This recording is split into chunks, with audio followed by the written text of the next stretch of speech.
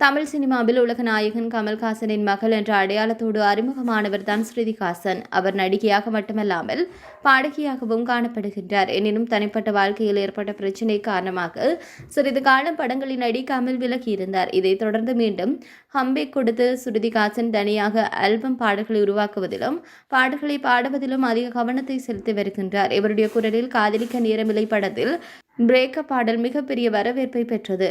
இதேபோல பிரபல இயக்குனர் லோகேஷ் கனகராஜுடன் இணைந்து இவர் நடித்திருந்த இனிமேல் ஆல்பம் பாடலும் நல்ல வரவேற்பை பெற்றது. இவர் அஜித், சூர்யா, விஜய் உள்ளிட்ட முன்னணி நடிகர்களுடன் இணைந்து நடித்துள்ளார். தமிழில் மட்டுமல்லாமல் தெலுங்கு சினிமாவிலும் அடுத்தடுத்த படங்களில் நடித்து வருகின்றார். தற்போது இவருக்கு நடிப்பில் ரஜினிகாந்தில் நடிக்கும் கூலி படம் உருவாகி வருகின்றது. இதில் நாகார்ஜுனா, சத்யராஜ் உள்ளிட்டவர்களும் லீட் கேரக்டரில் இருக்கின்றார்கள். இந்த நிலையில் சமீபத்தில் பேட்டியில் தனக்கு தமிழ் சினிமாவில் சொல்லப்படும் கதைகள் பிடிக்கவில்லை என தெரிவித்துள்ள ஸ்ருதிஹாசன் தற்போது அவர் வழங்கிய பேட்டி வைரலாகி வருகின்றது.